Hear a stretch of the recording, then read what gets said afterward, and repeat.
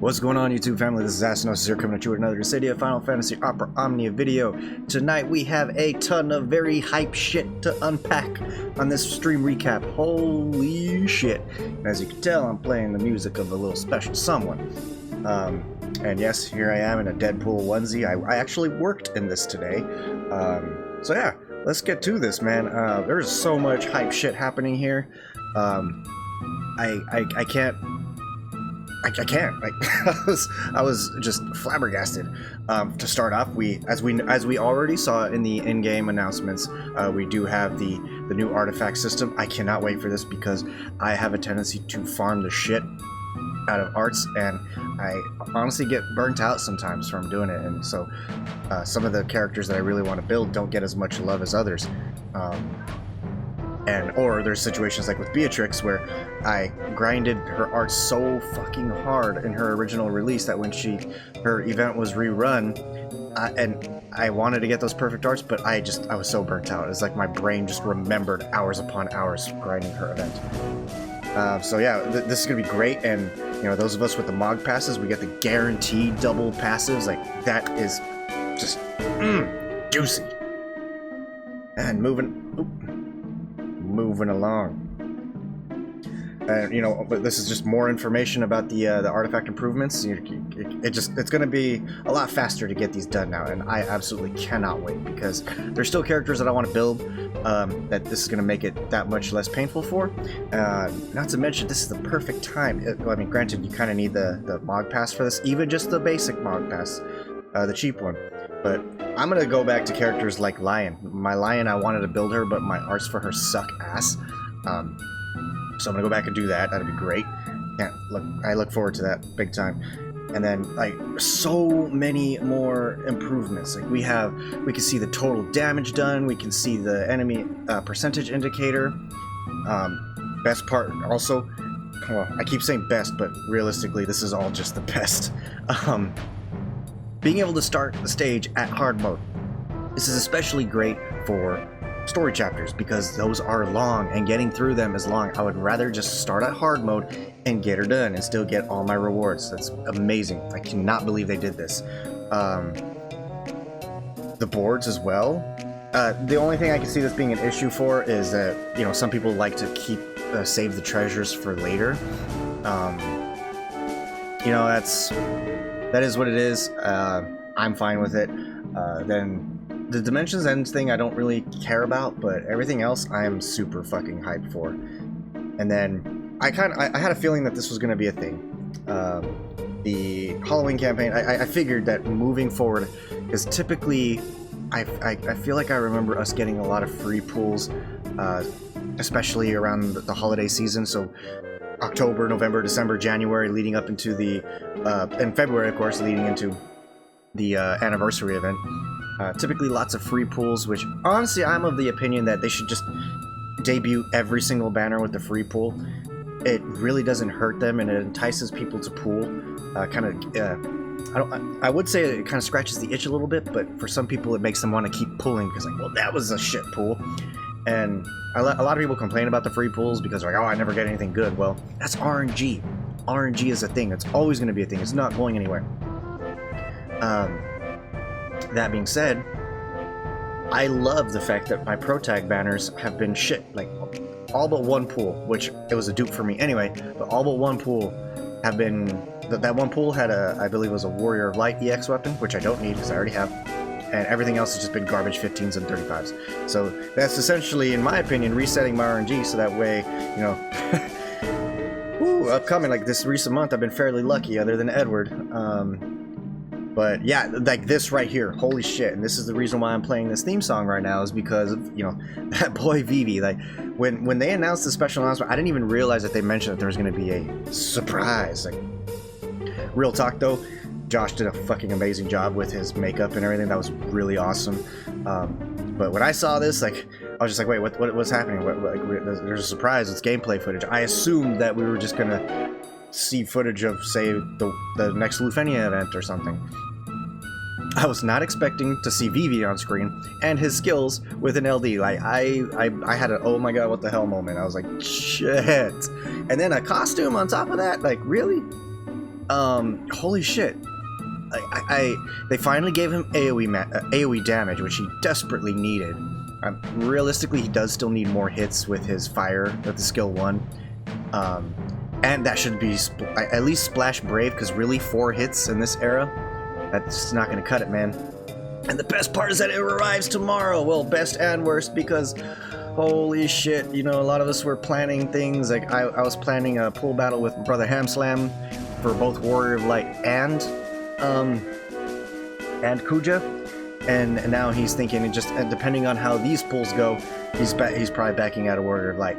Now, a lot of people are just like, oh, forget Warrior of Light. Now, y'all gotta remember, it's okay to be hyped for characters, but don't be like, oh, I'm gonna go for Vivi, and then I'm not gonna go for Wool because of Vivi, unless, of course, it's like a favorite thing. But if you're talking about them being the same, they're not the same. They're not the same unit. Obviously, like, I don't even know why I have to say this, but it seems to be a trend in the DFFOO community, especially in global. Don't compare. It's hard to compare units, even especially if they're of a similar role. But when you're comparing Vivi to Wool, that doesn't make any sense. Warrior of Light is a tank that heals and shields. Vivi is raw damage. And also, on that note of Vivi's LD, some of y'all really need to play Final Fantasy IX. Like, I barely remember this because it's been 20 years since I beat the game, but like, fuck, I was in high school when I beat the game. I was probably a sophomore or senior, I'm not even sure. But this game, it's essentially a redo of it with, of course, DFFOO style effects. And yes, it hurts your party, but guess what? That doesn't mean he's trash. That's like when Renoa first came out and people were like, well, she just uses her HP, so that means she's bad. Like, no, that's what healers are for, man. And imagine being able to trigger your a summon passive whenever you want, because it takes you down. Like, really. And bring a healer. Bring a healer. If you bring a healer, Vivi's not going to die. Plus last stand. Like, come on, people. Like, man. But I cannot wait for this. Like, holy crap. Like, there's so much to read here. And like, the memories of the soul, I'm like, damn, son. Yeah. Yeah. Can't. Just can't. And funny thing is, I said that I wasn't going to be doing battle royales, at least in my Discord, for a while because I'm working overtime currently. We're kind of in a crunch. But with hype for this character, and I know a lot of people, especially on my Discord server, are looking to do are hyped for it. So I actually will be doing a pool battle, and I won't be doing another one likely until probably Lightning, I think, depending on my schedule. But yeah, this one is going to be a up to 9-person pool battle, depending on how many people sign up on my server. So look forward to that. And yeah, like, I hate this though. I had a feeling we were going to get more Abyss. I personally am not a fan of Abyss. I know some people are. The one thing I do like about Abyss is the rewards. Like, I remember 2 Abysses ago, we had tons and tons of tickets come from it. It was like 100. Whereas usually it's like 20 or something like that. And I'm hoping that all the Final Fantasy IX characters are synergy, because I do not have Eiko or Steiner built. They are, I think Eiko is 0 out of 3 and Steiner's just base EX. But because I would legit run him with like any combo of Beatrix, Garnet, or Freya, for that matter. I mean, shit. Oh boy. My God, this is fucking Vivi, man. So hyped. Now, at this point in the stream, I'm both okay and upset about this, because I was hoping that I could prove myself correct in my global third, because they've set a precedent already with the previous 2 that are the global firsts are essentially non-playable big titty waifus. So my assumption, in theory, was that the next up was going to be Jill Nabat. Here, though, they're telling us that it's easier for them to do early LD, gives them a little bit more flexibility. So that's part of the reason why we got Vivi. And then they said that come the anniversary, we will get a a global first new LD. I kind of hope that it's Zell. Zell absolutely needs it, but you know, who knows? There's really no means for speculation, or I mean, there's plenty of room for it, but it's really difficult who to say it would be. I mean, you have to scrub the entire roster in JP of who doesn't yet have an LD, and it could literally be any of them. Oh, and for this, I have something for this. One sec. And credit goes to composer and video game music nerd Alex Mukala. I apologize if I butchered that, but this is not my song, but hold on.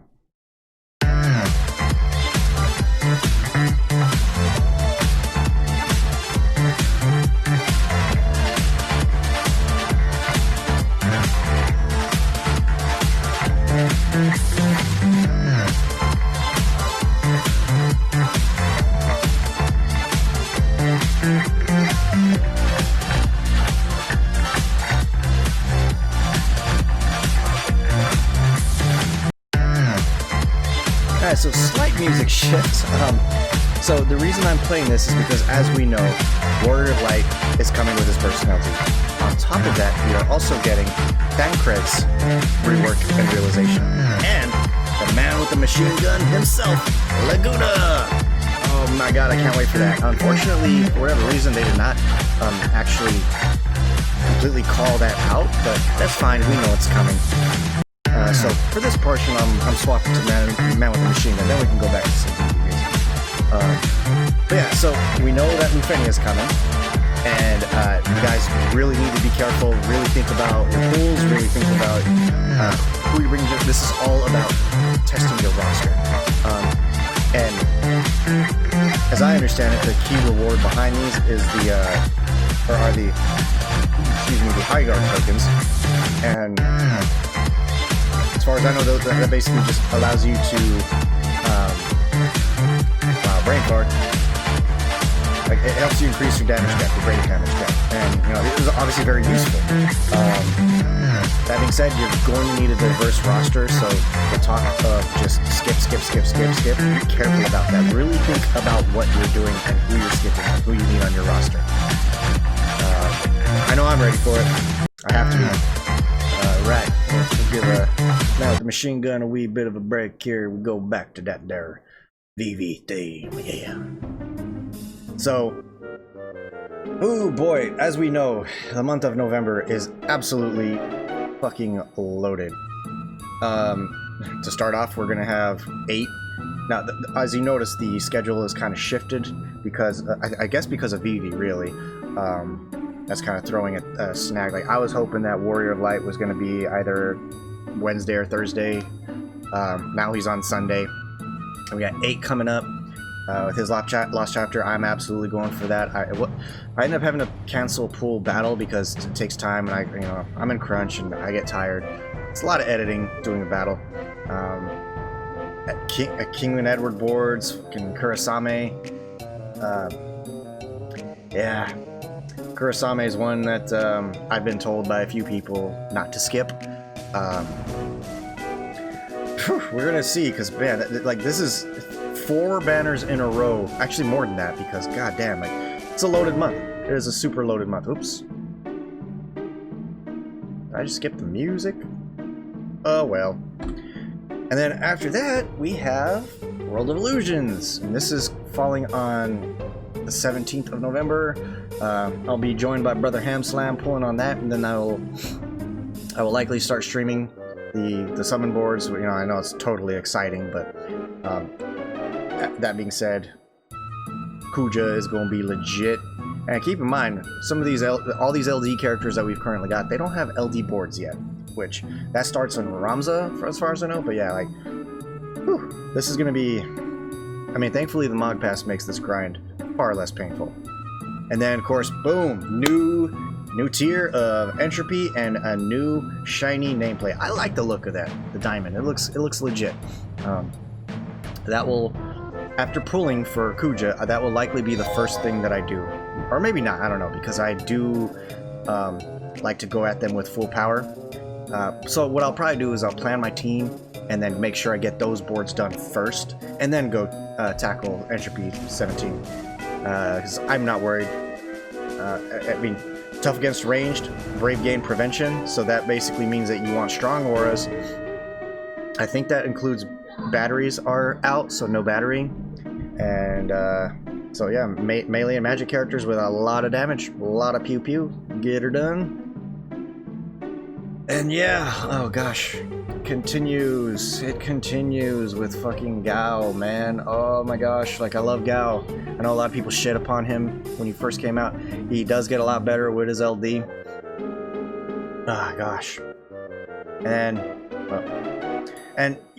they keep doing it. I don't understand why they put the silhouette there. They really should just start showing who it is. We know it's Gladio. Gladio I'm absolutely hyped for, so that's going to be fun. And, you know, for those who like to spend a little bit of money on this game, I do remember this sale from last year. It was the first year that they did this one, if I recall correctly, and it was actually really good. I thought it was very valuable for what you're getting. And then, of course, you know, just even having that gem chest for 5 days was honestly pretty legit. I think it was like 300 gems or something, and it's for 99 cents. Really? Like, what more do you need? Anyway, I believe that's it for the slides. This one's obviously a lot shorter because I am by myself. I don't have my usual brother Ham Slam with me to build off of and all that good stuff. But hey, sometimes we just need a quick down and dirty. Giggity giggity. Anywho, that being said, Nasty Asti, signing off.